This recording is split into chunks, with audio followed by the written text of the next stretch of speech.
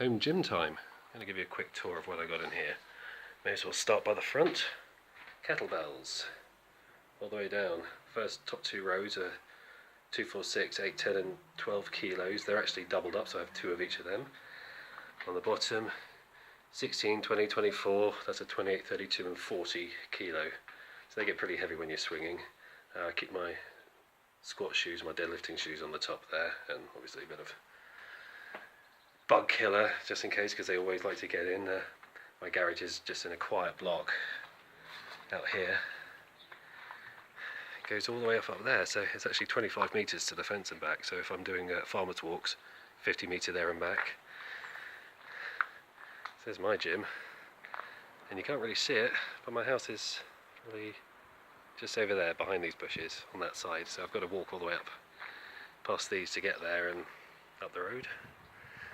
So anyway, don't expect me to get technical because I never really pay attention to the sort of equipment I'm buying. I look at the reviews, I look at the price, and if it's in budget, I get it. Basically, if it's heavy enough, I'll lift it. So I've got my power rack here, which is probably the best investment I ever made. I've also got the attachments here. There's one on this side. It's great for storing extra plates, but I have one on the other side, and you stick the two together here and here for dips. I've got the extra catches, my J-hook, so they're actually in place for when I'm doing my benching. I've even got markers down here when I need to lift this down, again, as the catches for when I'm doing my benching. Otherwise, the rest of it is always set up for squats. Yeah, nice little plate clock up there. I've got my pull-up and chin-up bars up there. I've also got, this is out of the way at the moment, but for the old, lat pull-downs. And I've got I attach the weights on the end of these two, and I can also pull from the bottom here. As you can see, I've got another thing on there. So this is where I do my horizontal rows, or I attach it up the top and I can do my pull-downs. And I've got a few extra attachments there, so especially lovely double ropes. Let's see, moving around. Oh, we've got the plates here. I've got my 20s, 10s, 5s, 2.5, 1.25 and fractionals. And I have an identical set on the other side. There you go, so all in all I think I've got about 300 kilos in total just in plates alone. That's not even including all the extra kettlebells. This is stuff that I just haven't thrown out yet, but I do have the extra cushions, I suppose, to deaden the noise when I'm doing my deadlifts. Oh, here we go, a little present from my daughter from last year. That's my Father's Day present, my man cave. Squats, weights, only rock music allowed. My cave, my rules.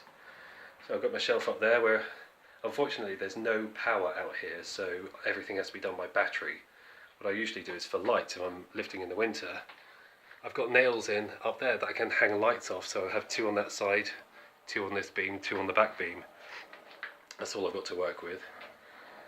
My farmer's walks, hanging up at the moment, but fantastic for holding my drinks.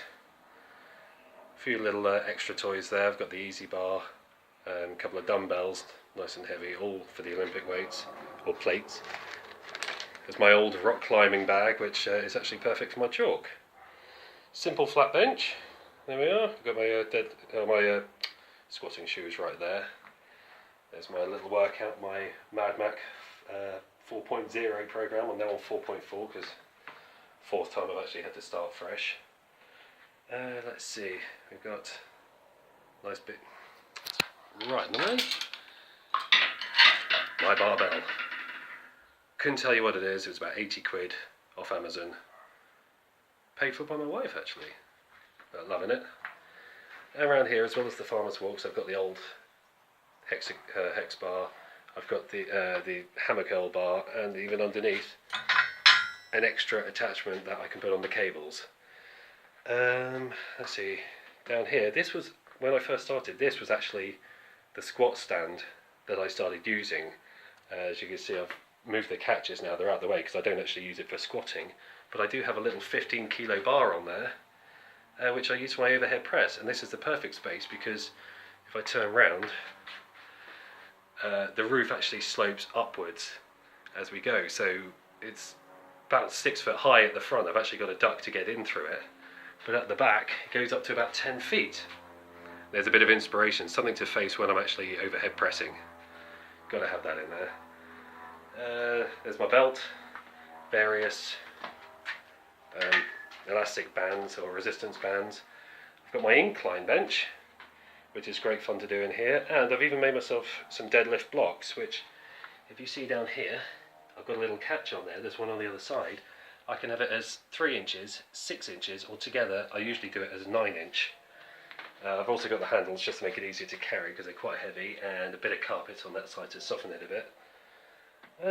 Yeah, that's about it. It's very cosy. It's only, I'd say it's no more than 9 feet wide and about 15 feet long. I could just about fit a car in there and some shelves at the back when I first moved in, but I've made myself a proper lifting platform, like these soft cushion, what do you call it, floor pads I suppose. I've got them all underneath, plus the MDF, I've got a double layer on top of that, all nailed down together, and then of course I've got the rubber flooring on the top, so it's perfect. Yeah, so I squat in there, I deadlift out here.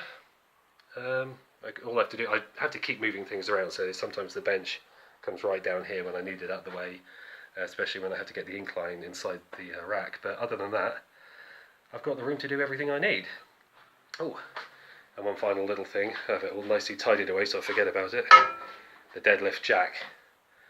So there you have it, one homemade gym, about 4 years in the making, about £3,000 invested in it so far, but it's good enough for me.